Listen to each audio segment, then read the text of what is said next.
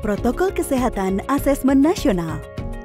Asesmen nasional dirancang dalam rangka memantau dan mengevaluasi sistem pendidikan jenjang dasar dan menengah untuk mendapatkan potret komprehensif guna melakukan evaluasi dan perencanaan perbaikan mutu pendidikan.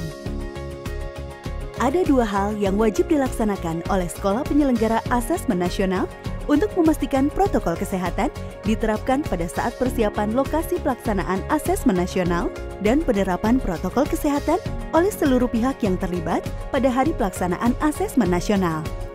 Pada masa pandemi, panitia dan pihak satuan pendidikan perlu memastikan kesiapan lokasi penyelenggaraan asesmen nasional sudah sesuai dengan protokol kesehatan untuk mencegah meluasnya penyebaran COVID-19. Beberapa hal yang wajib dilakukan satuan pendidikan dalam persiapan lokasi, antara lain menyediakan sarana cuci tangan menggunakan air dan sabun atau pencuci tangan berbasis alkohol di depan gerbang sekolah dan berbagai lokasi strategis di sekolah sesuai dengan jumlah yang dibutuhkan.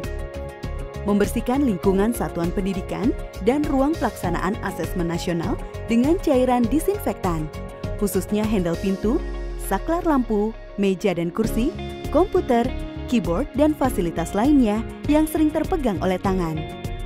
Panitia juga diwajibkan untuk melakukan proses disinfektan ruangan dan fasilitas kegiatan asesmen nasional yang telah digunakan oleh peserta sesi sebelumnya pada saat pergantian sesi. Menyediakan alat pengukur tubuh termogan dan seorang petugas untuk mengukur suhu tubuh di gerbang sekolah dan memastikan semua orang yang datang ke lokasi asesmen nasional memakai masker. Mengatur tempat duduk peserta asesmen nasional dengan kapasitas 50% dari total kapasitas ruangan, serta menjaga jarak 1,5 meter atau menyisihkan satu meja kosong antara peserta asesmen. Menyediakan masker sebagai cadangan untuk diberikan kepada peserta dan petugas yang tidak menggunakan masker.